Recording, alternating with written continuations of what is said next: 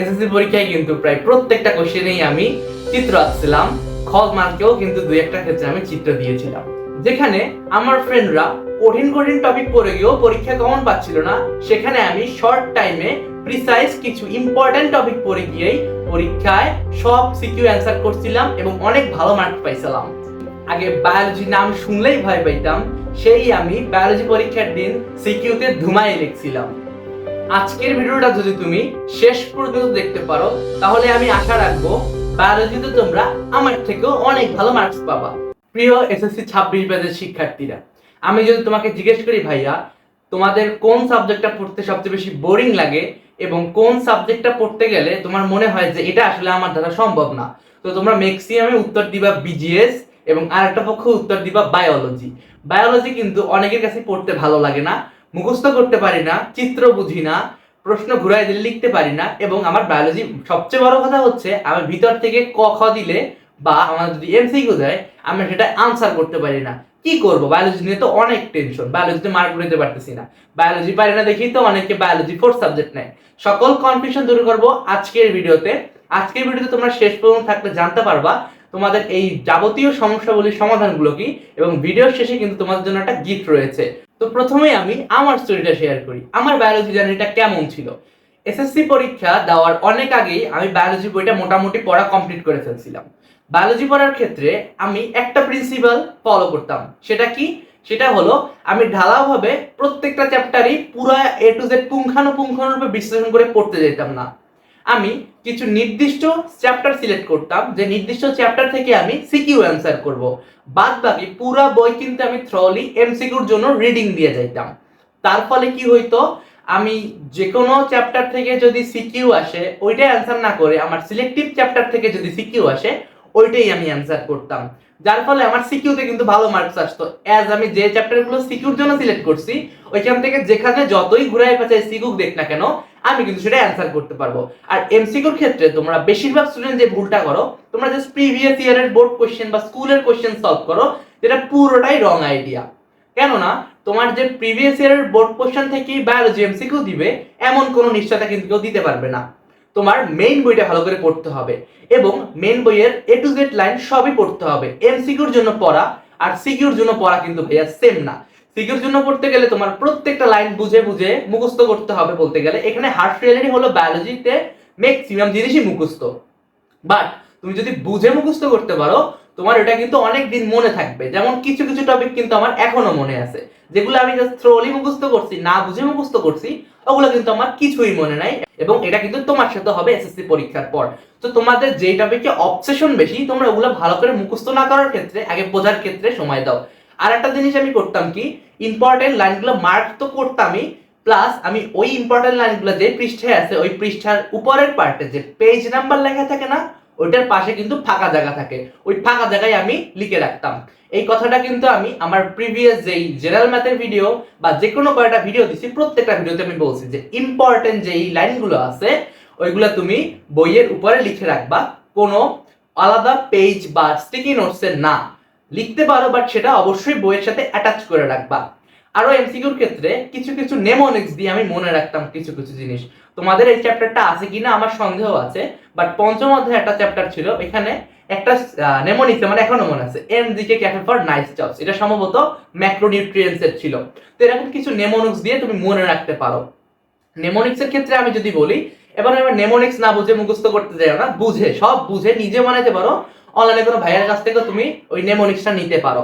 এবং অনেক সময় এটা সারপ্রাইজিং, আমার মাঝে মাঝে পরীক্ষা এমন হয়েছে যে আমার নেমোনিক্স ঠিকই মনে আসতেছে, বাট নেমোনিক্স দিয়ে কি মনে করছিলাম এটা মনে পড়তেছে না, এটা প্যাচ খাইয়ে গেছে। তো এটা যেন না হয়, নেমোনিক্স তোমার হেল্প করবে, বাট নেমোনিক্স মুখস্থ করবা যে এমন না। অ্যান্সার লিখতে হবে কিন্তু বায়োলজি মেইন বই থেকে, নেমোনিক্স না। তুমি কিন্তু নেমোনিক্স লিখবা না পরীক্ষায়, রাইট? এটা কিন্তু তোমাকে মাথায় রাখতে হবে। তোমাদের সবচেয়ে বড় ভুল হলো তোমরা সব জানতা শমশের হতে গিয়ে বইটা এ টু জেড পড়তে যাও, বাট এইভাবে কিন্তু স্মার্ট পড়াশোনার ওয়ে না ভাইয়া। তুমি যদি মেইন বই এ টু জেড পড়ো সেটা এমসিকিউর জন্য পড়তে পারো, বাট সিকিউর জন্য না। সিকিউর জন্য তুমি যদি কিছু কিছু চ্যাপ্টার অবশ্যই সিলেক্ট তো করবাই, বাট রিস্ক এড়ানোর জন্য যেগুলো তোমার মেইন প্রায়োরিটিতে নাই সিকিউ লেখার, ওগুলো তোমরা কিছু টাইপ ওয়াইজ সাজেশনস পড়তে পারো, বা যেগুলো মেইন টপিক ওইগুলো পড়ে দিতে পারো। যদি ওইখান থেকে সিকিউ দেয় মোস্ট প্রবাবলি ওইখান থেকেই দিবে, বাট যদি লাক খারাপ থাকে তাহলে বাহির দিবে, কিন্তু তুমি কিন্তু অলরেডি যেহেতু তোমার সিকিউর ফেভারিট চ্যাপ্টারগুলো সিলেক্ট করে রাখছো, তোমার কিন্তু তেমন একটা সমস্যা হবে না। বাট আমি এটা বলতেছি কিন্তু রিস্ক এড়ানোর জন্য। তো তোমরা এই যে মেইন টপিকগুলো আছে ওই চ্যাপ্টারগুলো এগুলো পড়ে যেতে পারো। এখন এগুলো কোথায় পাবা? আমার হোয়াটসঅ্যাপ চ্যানেলের লিংক আমি ডেসক্রিপশন বা পিন কমেন্টে দিয়ে রাখবো। এখানে আমি চেষ্টা করবো তোমাদের বায়োলজির মেইন সাজেশনগুলো দিয়ে দিতে, তোমরা ওইখান থেকে চেক আউট করতে পারো। তোমাদের আমি আর একটা সিক্রেট টিপস শেয়ার করি, সেটা হলো তোমাদের কিন্তু অনেকেরই বায়োলজিতে সিকিউতে হচ্ছে আশানুরূপ মার্কস আসে না। তোমরা বলো ভাইয়া এত এত লেখি বায়োলজিতে মার্কস আসে না, বইতে তো তেমন কিছু লেখা নাই, তারপরও আমার কিন্তু বায়োলজি কোশ্চেনে আসে পড়তেছে, আমি লিখতেও আছি 1 থেকে 1.5 পৃষ্ঠা, বাট আমাকে মার্ক দিতেছি না। ভাইয়া বায়োলজি কিন্তু ভুজুং ভুজুং লেখার জিনিস না, কিছুই বানাই লেখার মতো নাই, কাট ইনফরমেশন কাট ভাবে লিখবা, বাট তারপরও কিছু টিচার কিন্তু মার্ক দেয় না। সেক্ষেত্রে আমার একটা প্রো টিপ থাকবে, সেটা হচ্ছে চিত্র। ইয়েস, বায়োলজিতে মার্কস পাওয়ার সবচেয়ে বড় টেকনিক হচ্ছে ডায়াগ্রাম এন্ড ডায়াগ্রাম। তোমাকে অবশ্যই চিত্র দিতে হবে, যেখানে চিত্র দিতে পারবা সেখানে চিত্র দিবা। খ মার্কেও কিন্তু অনেক সময় চিত্র দেওয়া যায়, তোমরা বিভিন্ন গাইড বা টেস্ট পেপারে যদি অনুধাবনমূলক কোশ্চেন এসকিউ গুলা দেখো, তখন তোমরা দেখতে পারবা কিছু কিছু জায়গায় কিন্তু চিত্র অ্যাপ্লাই করছে, তো তোমরা চিত্রটা দিতে পারো। কিন্তু চিত্র অঙ্কন করার ক্ষেত্রে তোমাকে আমি একটা সতর্কবার্তা জানাই, তুমি যদি চিত্র অঙ্কন করতে চাও অবশ্যই বাসায় অ্যাটলিস্ট 5 থেকে 6 বার চিত্রটা এঁকে যাবা, কারণ পরীক্ষা হলে গিয়ে তোমার কিন্তু চিত্রটা মনেও না থাকতে পারে। আবার এমনও হইতে পারে চিত্র আঁকতে আঁকতেই তোমার 10 থেকে 15 মিনিট চলে গেছে কিন্তু তোমার খেয়াল নাই, তো এটা বারবার বাসা থেকে প্র্যাকটিস করে যাবা। তোমাদের একটা ফান ফ্যাক্ট বলি, যেই আমি পুরা এআইটেনে কোনো ক্ষেত্রেই চিত্র আঁকতাম না বায়োলজিতে, সেই আমি এসএসসি পরীক্ষায় কিন্তু 3 থেকে 4টা চিত্র আঁকছিলাম, মানে বলতে গেলে প্রায় সকল সিকিউতেই আমি চিত্র আঁকছি।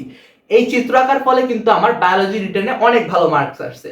বাট আমি ধরাটা খাইছি মূলত এমসিকিউতে। আমি যে ভুলটা করছিলাম, আমি মেইন বই এ টু জেড থরলি রিডিং না পড়ে ওই গাইড টেস্ট পেপারের যে বিগত বছরের কোশ্চেনগুলো আছে ওগুলা সলভ করছি। বাট লাস্টের দিকে আমার রিয়েলাইজেশন আসে যে না, এভাবে করলে আমার হবে না, দেন আমি মেন বই রিডিং দেওয়া শুরু করি। বাট ওটা কিন্তু অনেক দেরি হয়ে গেছিল। কিন্তু তোমাদের কাছে কিন্তু এখনো ইনাফ টাইম আছে যাতে তোমরা ওই ইম্পর্টেন্ট লাইনগুলো দেখাইতে পারো, প্লাস ওইখানে আমি যে বললাম মেন বইয়ের উপরে লিখে রাখবা, এটা করতে পারো। কিন্তু লাস্ট মোমেন্টে তোমার যদি লেখাপড়া নিয়ে কোনো ডাউটস থাকে বা তোমরা যদি হতাশায় ভোগো, এই মুহূর্তে তোমার জন্য বেস্ট একটা আউটপুট দিতে পারে একজন মেন্টর। তোমরা যদি একজন বেস্ট মেন্টরের কথা বলো, আমি বলবো ইস্তেক সাকিব ভাইয়াকে, যিনি কিন্তু আমাকে ক্লাস 9-10-এ অনেক ভালো করে গাইড করছিলেন। এসএসসি টাইমটাতে তিনি আমাকে অনেক সাপোর্ট দিয়েছেন এবং তার গাইডলাইনের মাধ্যমে কিন্তু আমি অনেক ভালো একটা রেজাল্ট করতে পারছি।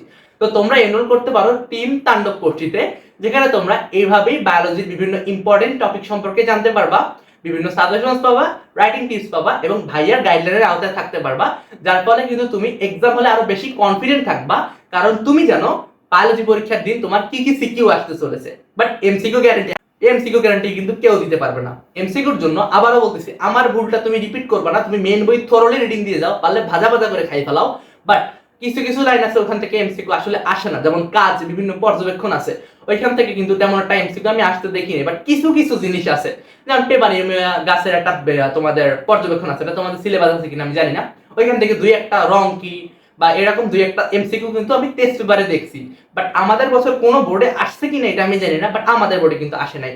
এবং তোমাদের আরেকটা সমস্যা যেটা তোমরা ফেস করো, সেটা হচ্ছে জ্ঞান অনুধাবনের ক্ষেত্রে এই কমার্কের জন্য তোমরা মেইন করো কি, টেস্ট পেপার পড়ো বা গাইডের লাস্টের দিকে যেই কথা দেওয়া থাকে এগুলো পড়ে যাও। বাট এগুলো পড়লে তোমরা যে 100% কমন পাবা এইটা নিশ্চয়তা আমি দিতে পারবো না। বাট হ্যাঁ, তোমরা যদি বিগত বছর অনেক বছর যেগুলো বারবার রিপিট করতেছে ওগুলো সলভ করো, তোমাদের কমন পাওয়ার প্রবাবিলিটি অনেক বেড়ে যাবে। বাট 100% নিশ্চয়তা দেওয়ার জন্য তোমাকে অবশ্যই মেন বই পড়তে হবে। আরো একটা তোমাদের কনফিউশন থাকে যে ভাইয়া মেইন বইতে তো অনেক বড় করে লেখা কিছু কিছু টপিক, ওই টপিকগুলো সিকিউতে কিভাবে অ্যান্সার করব। এই ক্ষেত্রে তোমরা গাইড বা টেক্সট পেপারে হেল্প নিতে পারো। তুমি দেখবা যে ওইখানে তোমাদের কি কি ভাবে বা কোন বইতে অ্যান্সার করছে, ওই অ্যান্সারটা তুমি বুঝায় বইতে আনবা, ওই লাইনগুলো দাগাবা, যেগুলো এক্সট্রা ইনফরমেশন কিন্তু তারা লেখে হায়ার বই থেকে বা ইন্টারের বই থেকেও কিছু কিছু লেখে, তো ওইগুলা তুমি তোমার মেইন বইতে লিখে রাখবা। তোমার মেইন বই কি তোমার নোট বানাই ফেলবা, তুমি অন্য কোনো এক্সট্রা নোট বা খাতা ইউজ করবা না, কারণ পরীক্ষার হলে আগের দিন কিন্তু তুমি খুঁজে পাবা না। আমার কিন্তু ওই যে এসএসসি টাইমে বানানো বিভিন্ন নোট যেগুলো আমি খুচরা বানাইছি ওগুলো কিন্তু আমার খুঁজেই পাওয়া হয় নাই, তো এসএসসি পরীক্ষার সময় কিন্তু এটা আমার কাজে লাগে না। সো এটা তোমাদের একটা সতর্ক করে দিলাম আমি। তো ভিডিওটা যদি আমি একটু সামারি করি, তোমরা অবশ্যই কিছু জিনিস মেক শিওর করবা। প্রথম জিনিস হচ্ছে তোমরা প্রত্যেকটা চ্যাপ্টার একদম সিকিউর জন্য না পড়ে কিছু চ্যাপ্টার সিলেক্ট করবা যেখান থেকে আমি শিওর সিকিউ অ্যান্সার করব, সেই চ্যাপ্টারের একদম গোড়া থেকে কোশ্চেন করলেও আমি যেন পারি, এভাবে পড়বা। আর যেগুলো চ্যাপ্টার, যে কটা চ্যাপ্টার তোমার সিলেবাসে আছে প্রত্যেকটা চ্যাপ্টার থরলি রিডিং করবা, দাগায় দাগায় পড়বা। তুমি রিসোর্সেস গুছিয়ে রাখবা যেন এক্সামের আগের দিন রাতে তোমার রিভিশন দিতে তেমন একটা সমস্যা না হয়। এবং এটা তুমি টেস্ট পেপারের এমসিকিউ সলভ করবে জাস্ট ফর প্র্যাকটিস, ওইখান থেকে মুখস্থ করবা না। আরো একটা জিনিস যেটা আমি বলছি, চিত্র অঙ্কন। চিত্র অবশ্যই বাসা থেকে কয়েকবার প্র্যাকটিস করে যাবা, যে চিত্রগুলো বারবার আসতে পারে বা গাইড বা টেক্সট পেপারে না থাকলেও তোমার বইতে আছে এবং তুমি আঁকতে পারবা। অবশ্যই এমন চিত্র সিলেক্ট করবে না যেটা তোমার কাছে অনেক কঠিন মনে হয়, তাই না? কিছু কিছু সহজ চিত্র আছে যেগুলো অনেক ফাস্ট আঁকা যায়, যেমন নিউরনের চিত্র আছে, এটা আমার ফেভারিট ছিল ভাই, কারণ আমি চিত্র অত ভালো আঁকতে পারতাম না আনটিল আমি এসএসসি পরীক্ষার আগে প্রচুর প্র্যাকটিস করি। তুমি ইউটিউবে বহুত ভিডিও পেয়ে যাবা কিভাবে এই চিত্র আঁকতে হয়, কিভাবে ওই চিত্র আঁকতে হয়, বিভিন্ন চ্যানেলে বিভিন্ন ভিডিও আছে। তো তুমি ওগুলো দেখে না বাসায় বসে টুকটাক প্র্যাকটিস করতে পারো। কিন্তু এই মোমেন্টে তোমার মাথায় অনেক প্রেশার থাকার কারণে তোমার ফ্রি টাইমে 1 বা 2 ঘন্টা থেকে ওই চিত্রটা প্র্যাকটিস করতে পারো। আরো চিত্র আঁকলে সুবিধা কি, ওই চিত্র আঁকার ফলে তোমার মাথার মধ্যে কিন্তু ওই টপিকটা পুরো গেঁথে যাবে। এবং অবশ্যই চিহ্নিত চিত্র অঙ্কন করার চেষ্টা করবা। আর চিত্রগুলোর যে চিহ্নিত করণ যেগুলো আছে ওগুলো সবসময় একটা পাশে রাখার চেষ্টা করবা, হয় বাম পাশে নাহলে ডান পাশে। এবং প্রত্যেকটা হচ্ছে একটা স্কেল দিয়ে মাপ দিবা যে এতটুকু পরিমাণ দৈর্ঘ্য, এতটুকু এতটুকু, এরকম করে যেন এক লাইনে থাকে সব, এটা মেক শিওর করবা। তাহলে দেখতে অনেক সুন্দর মনে হবে। এবং গাঢ় করে চিত্রটা আঁকার চেষ্টা করবা যেন টিচার এক দেখায় দেখে বুঝতে পারে না এটা এটার চিত্র। বাট হালকা করে যদি আঁকো, টিচার মনে করবে তুমি ছাপ দিয়ে আঁকছো না কি করছো, তাহলে স্যারের মধ্যে একটা দ্বিধাদ্বন্দ্ব বোধ থাকবে, তো তোমাদের মার্কস কাটতে পারে। বাট চিত্র ভুল আঁকবা না, চিত্র ভুল আঁকলে কিন্তু উল্টা মার্কস কাটা যাবে।